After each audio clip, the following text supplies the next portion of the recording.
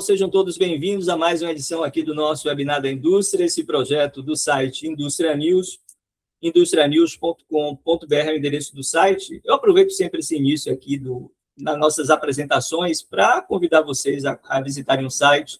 O site tem muita informação sobre o setor industrial da Bahia, do Brasil, muita informação exclusiva, colunas, séries especiais, então vale a pena conferir. Hoje no programa, a gente vai falar muito sobre energia, a gente vai falar muito sobre SAF, sobre biogás, biometano, transição energética, descarbonização, enfim, assuntos que estão na ordem do dia das empresas e do cidadão comum, né? E eu trouxe hoje aqui uma convidada super especial, que é a Rafaela Gomes. Ela é vou tentar aqui ser bem breve aqui nas apresentações, viu, Rafaela? CEO da Raízen Biogás, né?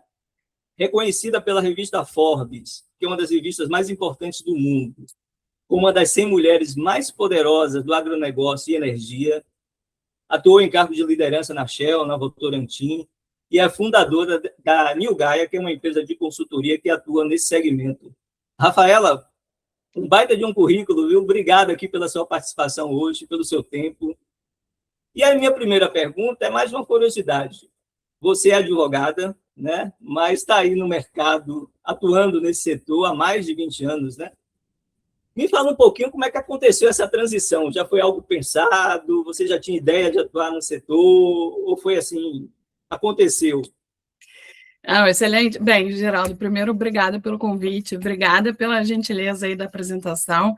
Eu sempre falo assim, não acredita em tudo, né? Porque quando a gente conta a nossa trajetória assim pequenininho, curtinho, parece que é só sucesso, mas a gente sabe que a vida é altos e baixos, então eu estou muito feliz de estar aqui com você, falando sobre os meus temas favoritos, né, que é transição energética, bioenergia, combustíveis sustentáveis, tentar sair do sol um pouquinho aqui.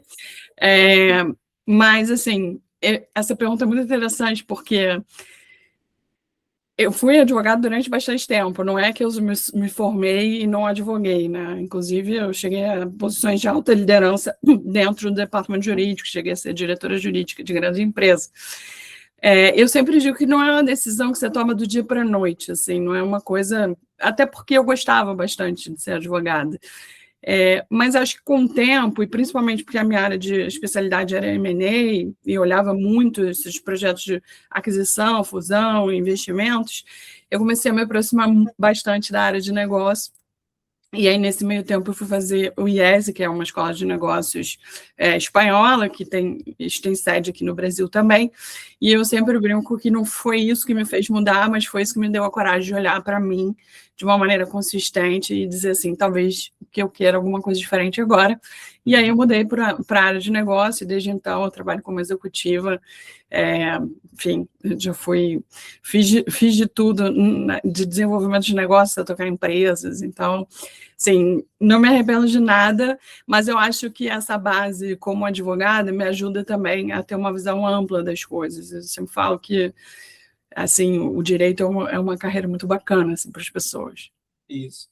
Essa sua atuação no setor de energia já tem um tempinho, né?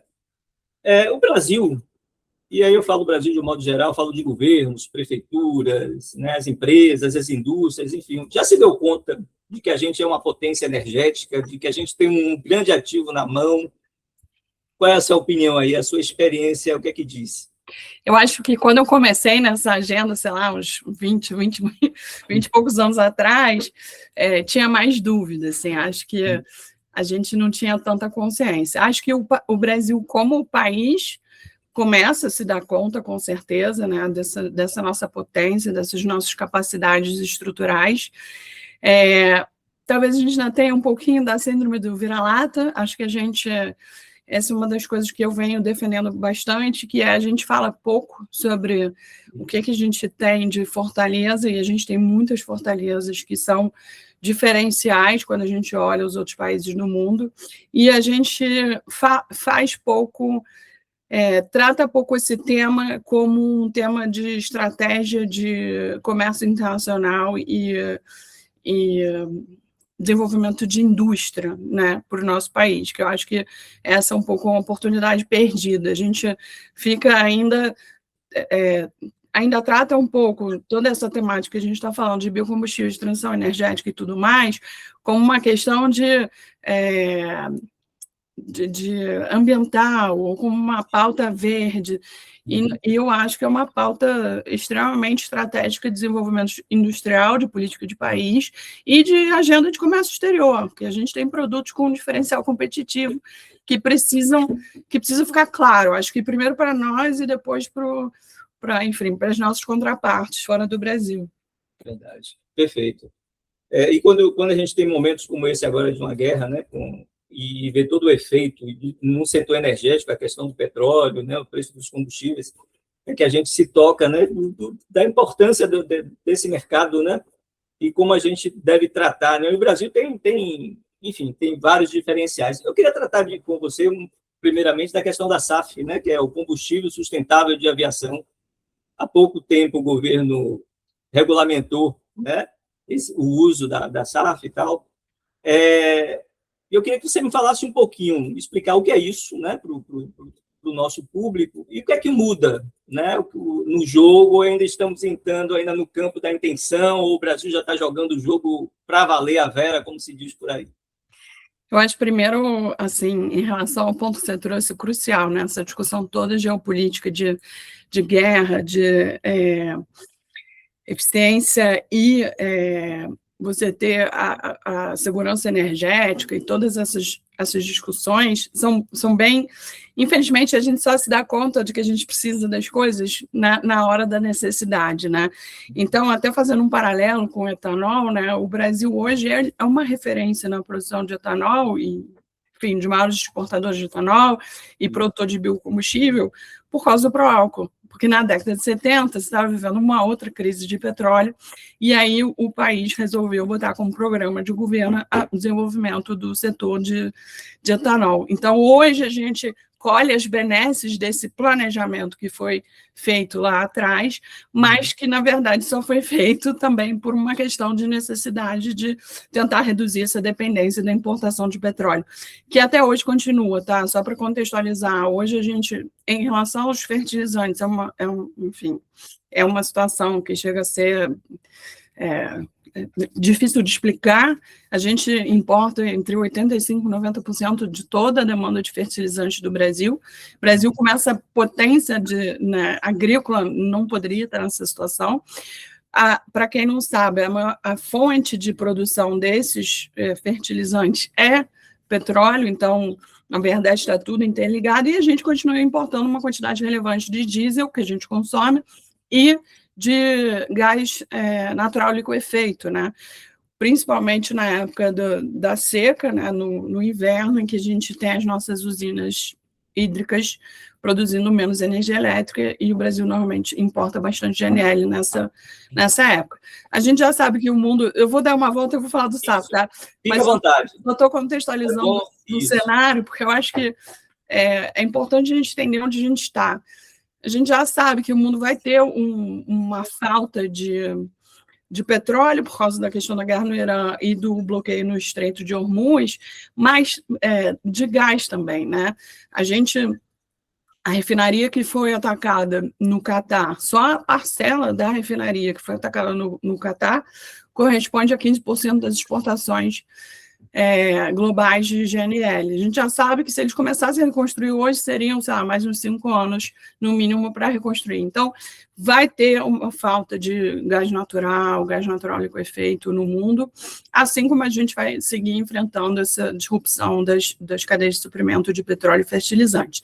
Então, tendo dito tudo isso, o que isso tem a ver com o SAF? O SAF, o combustível da aviação, é um derivado de petróleo, que está altamente influenciado pelo preço do petróleo e por essas ações, choques de suprimento.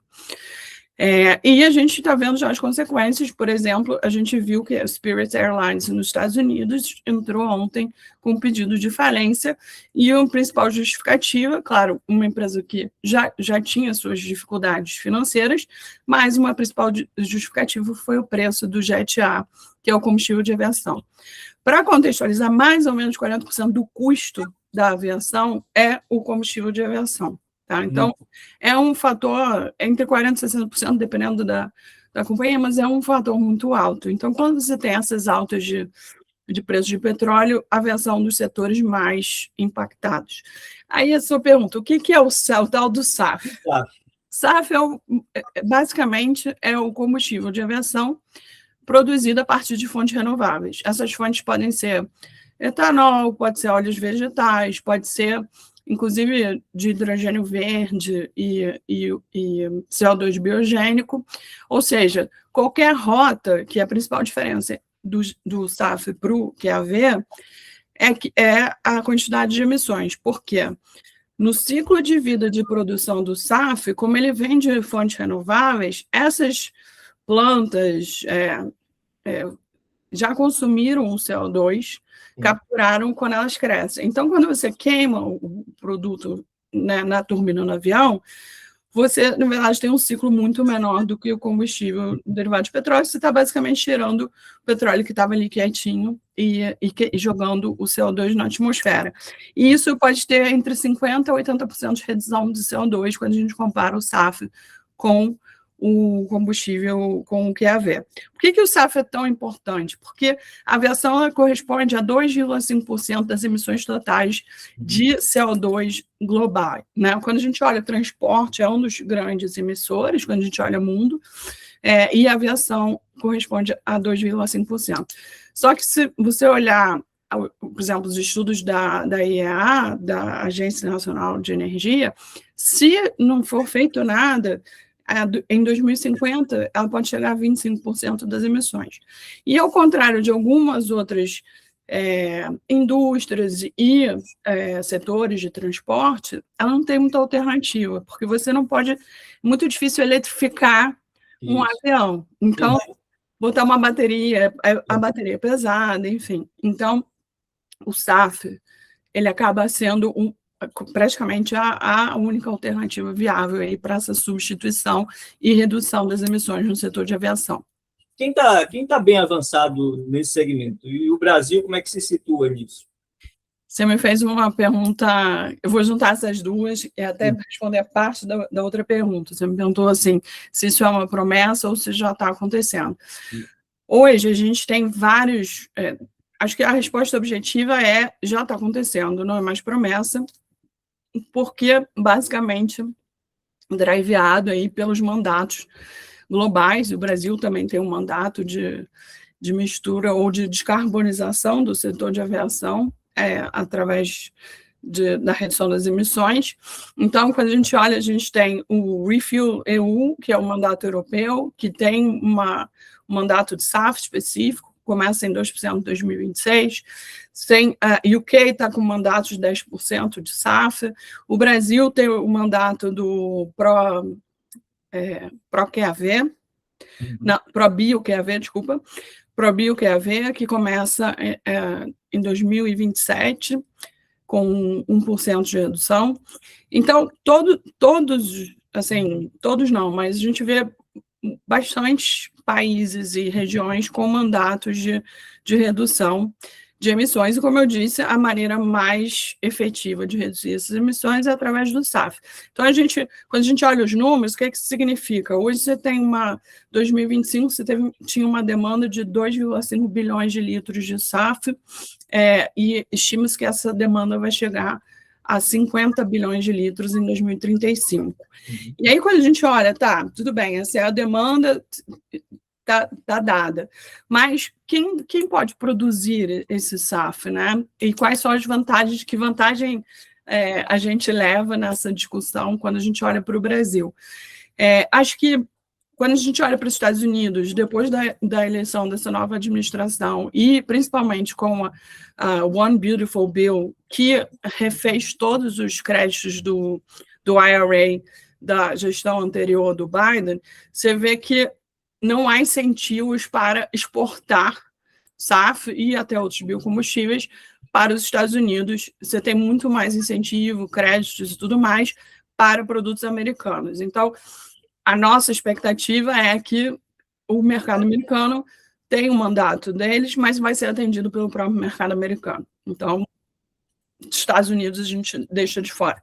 Mas quando a gente olha para o mercado europeu e asiático, tem muita oportunidade, inclusive existe uma expectativa de, em 2035, de um gap de demanda de 15 bilhões de litros de SAF não atendidos. E é aí que eu acho que o Brasil entra com bastante força. Por quê? A gente tem uma cadeia agrícola energética absolutamente integrada, né, Geraldo? Você sabe isso melhor do que eu.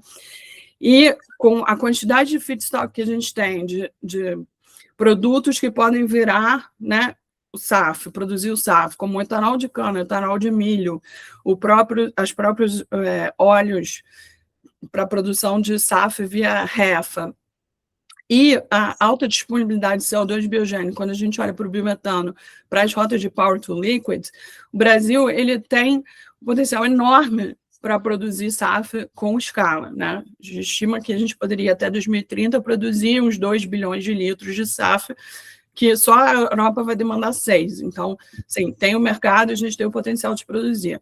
Outra vantagem que a gente tem muito grande é a intensidade de carbono dos nossos produtos. Então, quando a gente olha para o etanol brasileiro, por exemplo, de cana, a gente está falando de 35 gramas por megajoule. Só uma comparação, o etanol de milho americano tem entre 80 e 90 gramas por megajoule. O nosso etanol de milho tem 50, ou seja, mesmo o nosso etanol de milho tem uma vantagem muito grande, tem safrinha e tal, e hoje a gente já está conseguindo reconhecer todos esses atributos de pegada de carbono, sustentabilidade e uso da terra e tudo mais, que são questões super relevantes para os biocombustíveis, nas certificações mais importantes, a SCC na Europa, a RCB, e eu acho que tudo isso muito na pegada do que o etanol já tinha feito, né? Então, acho que a gente tem uma vantagem competitiva, só resumindo, de quantidade de resíduos e produtos que podem servir para produção de SAF, que ninguém tem, uma pegada de carbono que é a menor do mundo, e um histórico de produção de biocombustíveis e exportação de biocombustíveis certificados que nos permite que a gente não está começando do zero. Então, acho que esses seriam os principais pontos aqui para posicionar o Brasil. Aqui na Bahia, a Celen está investindo pesado, né? Não sei se você conhece o projeto deles, né? É um investimento da ordem de 3 bilhões de dólares, com Macaúba, que também é uma novidade, né? Pessoal que tem um incentivo aí para a agricultura familiar na Bahia, em Minas Gerais também, o plantio. Enfim, é um baita de um projeto. Se eu não estou enganado, depois o pessoal da série me corrige se eu estiver errado, a produção prevista é de 1 bilhão de litros por ano, quer dizer, um mega projeto, né? Ou seja, tem mercado, né? O negócio é ter investimento, que são investimentos custosos, né, Rafael? Eu acho que esse projeto da Célia é muito bacana, porque a Macaúba ela ainda tem uma outra vantagem, porque você planta macaúba em área degradada e ela faz uma recuperação de solo. Então, é o tipo de projeto que é o que eu mais gosto, que você está não só produzindo biocombustíveis, mas você está recuperando a área degradada. Você pensa aí no Brasil, o Brasil tem 40 milhões de hectares de área degradada, ou muito degradada, né, porque isso tem vários níveis de degradação, que você poderia recuperar. Então, assim, você também não precisa entrar nessa questão de comida versus combustível, ou se você está mudando o uso da terra. Não. Pelo contrário, você está recuperando terra degradada para produzir um biocombustível. Então, você tem um ganho duplo, né, nesse tipo de discussão. Então, eu acho que esse é um excelente exemplo daquilo que a gente faz melhor, que é a agricultura com a produção de biocombustíveis de uma maneira extremamente em grande escala, né? Porque essa é outra vantagem do Brasil. Não, e aqui o projeto da série pega basicamente o pessoal ali do semiárido baiano, que é uma região extremamente castigada pela questão do clima, né, seca. Então, você vai potencializar ali dezenas de pequenos agricultores, né, que terão uma renda garantida, né? Como você falou, você acaba juntando as duas coisas, né? A questão industrial e a questão da sobrevivência mesmo das populações locais, né? Isso é fantástico. Me fale um pouquinho da sua experiência, como é que você enxerga, como é que você vê o papel dos biocombustíveis hoje dentro da transição energética? Um caminho também sem volta? Eu sou, assim, difícil fazer esse tipo de pergunta para mim, porque eu sou um entusiasta do tema, então a minha resposta, obviamente, vai ser sim. Mas eu gosto de basear, assim, esse tipo de discussão não só em boas intenções, mas também em dados e fatos. Eu acho que sim, acho que existe um reconhecimento de que não existe transição energética sem biocombustíveis, mesmo nos países em que existe uma resistência histórica a biocombustíveis, hoje se reconhece que você não consegue fazer. Setores de difícil decarbonização, a gente falou de aviação, mas a gente poderia falar do marítimo, né? Hoje existe uma discussão bem relevante de substituir o bunker, que é o combustível de navio, por etanol. Então, assim, inclusive a Maersk está fazendo testes, tem no navio escola deles, é público, isso vocês podem buscar. E eu acho que se a gente olha assim, só para esse mercado de marítimo, se fôssemos substituir 10% da frota global, a gente está falando de 50 bilhões de litros. O Brasil, de etanol, né? O Brasil produziu 36 bilhões de litros, Estados Unidos produz 62. Então, assim, existe demanda, e eu acho que a gente tem que aumentar a demanda, né? Você trouxe o caso da Bahia, por exemplo. Tem um outro caso também na Bahia que eu acho extremamente emblemático, que é de etanol de milho. Né? Sempre da Impasa, você está falando da Impasa? Exatamente, sempre se falou, né? Você via ali a produção de milho, era no Centro-Sul, e com irrigação, com o crescimento do próprio etanol de milho, você vê produção de etanol de milho na Bahia. Então, assim, o etanol de milho também é um caso que eu acho extremamente emblemático e representativo do nosso potencial como país. Por exemplo, a gente, sei lá, em 2020 não existia quase produção de etanol de milho no Brasil. Hoje, 35% da produção brasileira de etanol já é etanol de milho. E acho que isso tem muito a ver com essa nossa capacidade de não só fazer uma agricultura em escala, mas de fazer o uso adequado, né, da terra e uma experiência enorme em biocombustíveis, como é o caso do etanol de cana, né, que a gente já tem. A fábrica da Impasa, eles entrou em operação tem pouco tempo, né? É um projeto grandioso em Luiz Eduardo Magalhães, que você deve conhecer também, como uma fronteira agrícola aí fantástica. Exatamente. Você deu esse exemplo aí dos navios, né? Eu estive visitando há poucos dias um navio da Braskem, eles estão com a frota própria, né? E trazendo etano para a Bahia. O polo de Camaçari, as unidades de Camaçari da Braskem, funcionava basicamente com nafta, eles conseguiram fazer ali uma planta flex, né, que pega até 30% de etano. E esse navio trouxe etano do Texas para as unidades aqui da Bahia. E, além do bunker, como você falou, o navio se move basicamente com etano. O próprio etano que eles trazem no navio já abastece também para mover o navio, e aí com redução de CO2, com a economia também absurda, né? É interessante como esse mercado se reinventa, né? Como é bacana isso, né? E como está tudo interconectado, né? Você me perguntou, o biocombustível é uma das apostas? Com certeza, né? Porque a gente pensa lá, o caso do SAF que a gente estava falando, você pode produzir etanol, com o resíduo do etanol, você pode produzir o biometano, com o CO2 da produção do biometano, você pode produzir SAF. Então, assim, está tudo interconectado e a gente tem uma escala que nos permite ser, enfim, pioneiro e protagonista em tudo isso. Verdade. Você falou em biometano, fala um pouquinho desse mercado de biogás e biometano, né? Que é outro mercado que o Brasil tem um potencial enorme, ainda pouco explorado, na Bahia menos ainda, né? O governo, e aqui só fazendo adendo, o governo do estado lançou, tem mais ou menos 2 meses, um atlas, né, que mapeia o potencial do biogás e do biometano em todo o estado. Um estudo fantástico, né? Eles estiveram em todos os 417 municípios da Bahia, né? Fizeram todo o mapeamento, e esse estudo mostra onde cada município pode investir e quais são os potenciais de cada município, né? Então, assim, é um trabalho aí que vai servir aí para atrair investimentos, investidores, enfim. Mas eu queria que você falasse um pouquinho desse mercado, né? Como o Brasil tem utilizado esse potencial, o que é que está faltando para a gente, né, ter ainda mais retorno disso? falta incentivo, falta escala, enfim. Eu acho assim, biometano, eu tenho bastante orgulho de ter participado da incepção desse mercado. Lá atrás, eu, junto com o meu time, fizemos o primeiro contrato Mercado Livre de biometano do Brasil. E quando eu olho, sei lá, 15 anos atrás, quando a gente começou essa discussão, biometano era, você falar biometano nem era entendido, né? Mas o que é isso, né? Se começar do zero. Hoje, apesar do volume de produção de biometano ainda ser bastante inferior ao nosso potencial, né? A Biogás estima que a gente tem mais ou menos uns 100, 120 milhões de metros cúbicos dia de potencial de produção de biometano. A gente acha que está com 3 milhões, alguma coisa assim, é bem abaixo. Mas, hoje, a gente vê que, desde 2018, que os primeiros projetos começaram, as primeiras plantas começaram a operar, você vê um crescimento muito rápido nessa agenda. E eu acho que tem 2 motivos, né? Um, acho que a regulação acompanhou o desenvolvimento do mercado, que é uma coisa que é difícil de acontecer.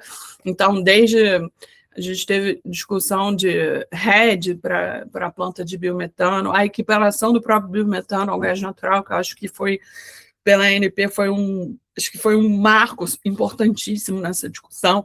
Você tem o combustível do futuro, a regulação do seu mandato para o biometano, a regulação do Segov, enfim, acho que tem um arcabouço legislativo que acompanhou a evolução do mercado. E o segundo fator, eu acho que efetivamente o setor privado, ele viu esse potencial, principalmente na geração distribuída. Eu acho que para lugares em que você não tem tanto acesso a gás natural ou que não estão conectados, e realmente investiu na criação dessa indústria e tudo mais. Então, hoje, quando eu olho, eu fico muito feliz com o avanço. Acho que a gente tem que agora pôr o pé no acelerador para avançar ainda mais. Quais são os grandes gargalos, assim, de alguém que viveu isso bem na pele? Eu sempre falo, biometano é um negócio de logística. Aí algumas pessoas ficam me olhando assim, mas como assim? É logística de inbound de resíduos, ou seja, é logística para você trazer o resíduo até a planta, e a logística do gás ou do produto que você vai produzir para sair. Então, sendo um negócio de logística e infraestrutura, ele depende bastante dessa temática para escalar. Então, acho que quando a gente pensa na infraestrutura de transporte de gás no Brasil, ainda é bastante incipiente e tudo mais. Acho que esse definitivamente é um gargalo. Acho que outros gargalos, talvez o valor do investimento, porque ele está ali num limbo, ele não é pequeno o suficiente para ser um investimento que, enfim, qualquer um possa fazer, mas ele também não é gigantesco para você ter, enfim, uma dedicação, um foco especial, né? Como são os projetos de SAF que a gente está falando, que comandam aí alguns bilhões de reais. Então, acho que esse meio do caminho também deixa o biogás um pouco numa situação mais difícil quando a gente olha para financiamento. Por outro lado, acho que o potencial brasileiro, né, de resíduo e a nossa ainda forte dependência externa, como eu falei no início, de combustíveis importados, tem uma janela, acho que abre uma oportunidade de crescimento relevante, principalmente nos lugares que não têm acesso a esse tipo de combustível. Então, indústrias que não estão conectadas no grid, que usam, por exemplo, GLP ou diesel, ou até óleo combustível.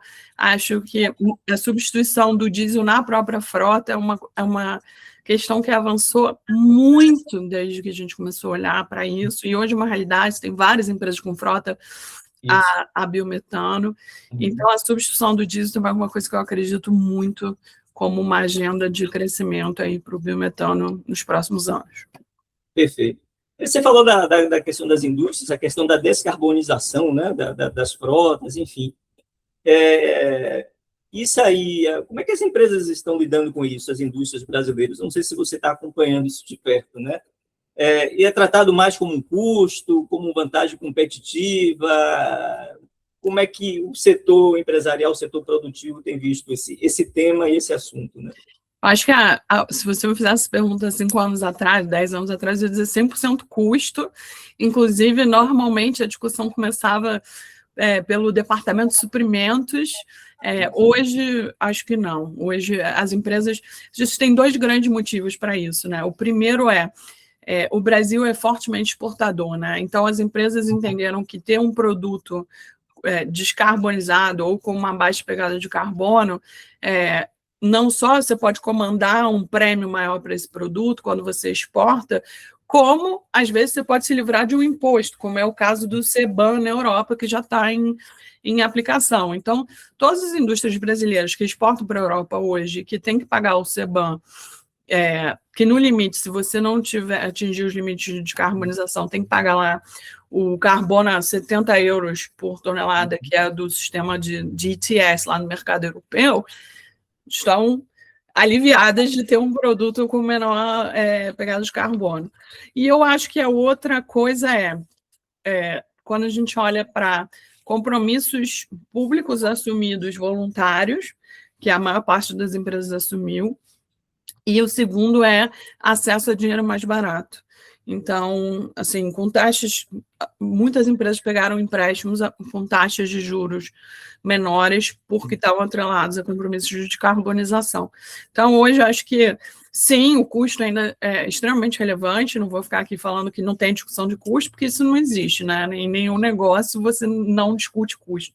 Mas acho que existe um entendimento de quando você olha para isso de uma maneira holística, esse custo, na verdade, ele vai ser muito menor do que todos os benefícios agregados que você pode, inclusive, monetizar, né? Não são intangíveis, são tangíveis.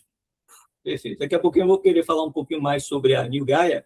Já estamos quase chegando no final, passa rápido, mas me veio aqui uma questão, 2 questões, na verdade. Primeira, opinião sua sobre a exploração de petróleo na foz do Rio Amazonas, né? na margem equatorial. Qual é a sua opinião sobre isso? E a outra pergunta, na sua visão também, qual é o maior erro estratégico aí do Brasil? E aí pode falar de governo, né? Nessa questão de transição energética, onde nós estamos pecando, o que está faltando, enfim. Geraldo, em relação à exploração de petróleo na foz amazônica, assim, sendo bem honesto, não tenho muita opinião. Eu acho que todos os países precisam ter segurança energética e você ser um produtor de petróleo nunca é uma coisa necessariamente ruim. Você vai dizer, mas a pessoa de transição energética falando isso, porque grande parte da nossa base ainda é petróleo. A transição ela tem que partir de algum lugar. Agora, como pessoa, cidadã e tudo mais, eu acho que a gente tem que olhar para isso sempre de uma forma, quais são os prós e os contras de fazer isso em determinadas localidades. Talvez existam alternativas com menos impacto ambiental, mas eu confesso que eu conheço muito pouco do caso específico para poder dar uma opinião que seja concreta, né? Que não pareça vazia. E a segunda pergunta que você me fez foi a questão da transição energética, onde o Brasil tem errado, que tem sido... Acho que bastante... Tem sido a dificuldade do governo aí para implementar isso de uma forma mais forte? Bastante o que eu falei no início, assim, né? A gente tratar isso como uma discussão ambiental ou puramente climática ou de uma agenda verde ou de ESG e não tratar isso como um ativo estratégico que deveria ser transformado em política industrial. Sim. Assim, Brasil, enfim, vamos entrar em outras discussões, mas assim, nossa indústria vem perdendo eficiência há 20 anos, é um horror. Então, como é que a gente conecta essa visão de uma agricultura extremamente de ponta, ser um dos maiores produtores agrícolas do mundo, com uma agricultura que eu conheço pessoalmente, que é extremamente tecnológica, precisa, usa dados, essa questão de AI, IoT, não sei o que, a gente está discutindo isso há 20 anos no agro, assim, 15 anos atrás já tinha essa discussão. Então, como é que a gente replica esse modelo para o resto e consegue efetivamente criar as condições corretas aqui de legislação, mas também de infraestrutura, tudo, assim, acho que no final do dia sempre é isso, né? Regulação, infraestrutura, incentivos corretos, né? E de longo prazo, e essa visão de país que transpõe aos governos, para que a gente possa transformar esses benefícios em coisas palpáveis, né? E uma das coisas que me deixa um pouco angustiada é ouvir que o Brasil é o país do futuro. A gente até criamos, eu e um grupo de outras pessoas que pensam igual a mim, uma organização sem fins lucrativos que se chama Pacto pelo Agora. Porque a gente diz assim, nós não aguentamos ouvir mais falar que o Brasil é o país do futuro, vamos transformar no país do agora. E para isso, o que a gente precisa, Geraldo? Uma das coisas que eu venho falando bastante, estar nas discussões onde elas acontecem. Então, por exemplo, nós precisamos ter metodologias brasileiras que não sejam só aceitas aqui no Brasil, que sejam aceitas no resto do mundo. Eu sempre brinco com isso. A vaquinha brasileira é medida pelas emissões lá da Universidade de Wageningen, na Holanda, né? Só que a nossa vaca não emite tanto CO2 quanto a vaquinha holandesa. Então, assim, nós precisamos de metodologias que reflitam efetivamente a nossa agricultura, o nosso país, o nosso sistema de precisão, tecnologia e tudo mais, a todas as nossas vantagens competitivas e comparativas. Nós precisamos estar sentados nas discussões para quando vier essa discussão, que são discussões de comércio exterior, inclusive de protecionismo, a gente esteja lá e consiga combater essas discussões de protecionismo, que são legítimas, não estou dizendo, mas com fatos, dados e sensibilização, né? Porque de quanto vale o protecionismo versus uma segurança energética que a gente está discutindo e está vendo agora, né?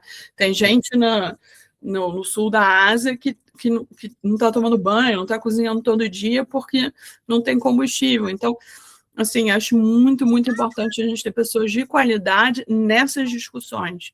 Então, por exemplo, a Europa vai discutir o RED III agora no final do ano, em outubro, que é o Renewable Energy Directive, que trata de todas as questões que a gente falou do mandato europeu.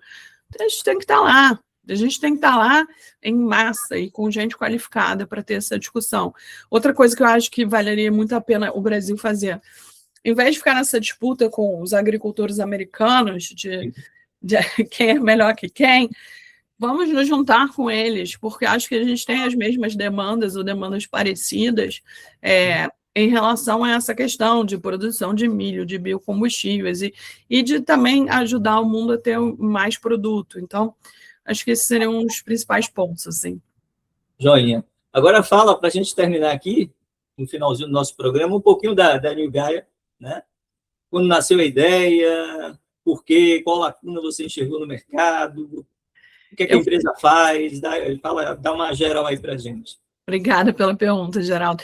Assim, como a gente falou aqui, eu fui executiva a minha carreira inteira, né? Então, fui executiva, cheguei nas maiores posições em grandes grupos econômicos, né? Como a Raizen, Votorantim e tal. E uma coisa que eu percebi é que nessa agenda que a gente está falando, você tem vários tipos de atuantes, né? De players. Você tem as empresas que chegam, que têm os ativos, mas que não tem uma maneira clara de como transformar esse ativo num negócio ou numa oportunidade concreta. Você tem as grandes consultorias que te entregam um relatório, uma análise de mercado, alguma coisa. Você tem os bancos que financiam os projetos, mas depois o projeto está montado. Isso é bankable, né? E você tem os grandes fundos, ou os fundos de investimento, que querem investir depois que os projetos já estão completamente de-risked, né? Então, assim, nessa agenda, tudo isso que eu falei é muito difícil, porque você tem um projeto que esteja absolutamente estruturado, sem risco, não existe, porque a gente está discutindo coisas que precedem, a gente está discutindo criação de indústria, a gente falou sobre isso quando a gente falou do biometano. Então, assim, eu percebi que existia uma ausência de conhecimento e de estruturação, como é que eu junto todas essas peças para que efetivamente a gente consiga ter um investimento numa planta, por exemplo, de SAF, que a gente falou bastante sobre o SAF aqui. Então, a New Gaia foi montada com esse intuito, tanto na parte de consultoria, de ajudar as empresas, principalmente grandes empresas, a fazerem isso, né? A tirarem as ideias do papel, mas também as startups, a gente faz investimento em startups também para ajudá-los na outra ponta, que eu sempre falo assim, começa pela demanda, como é que a gente anda da demanda para trás e faz um projeto sair do papel. Então, um pouco essa a ideia. Beleza. Já tem quanto tempo a empresa, Rafaela? Passa muito rápido, parece que eu criei ontem, mas já tem mais de 2 anos, então estou super animada. Rafaela, obrigado pela conversa, viu? Obrigada a você, Geraldo. No final, caso você queira reforçar alguma coisa que eu deixei de perguntar, que você acha que é relevante enfatizar nesse momento, fique à vontade. Não, eu só espero que as pessoas saiam dessa nossa conversa tão animadas e tão interessadas em saber mais sobre essa grandeza que o nosso país tem, essas fortalezas que a gente tem, tanto no agro quanto no biocombustíveis, e empenhadas em ajudar a transformar o Brasil no país do agora. Perfeito. Obrigado, Rafaela. Estamos Obrigada. encerrando aqui mais uma edição do nosso webinar da indústria. Até uma próxima oportunidade.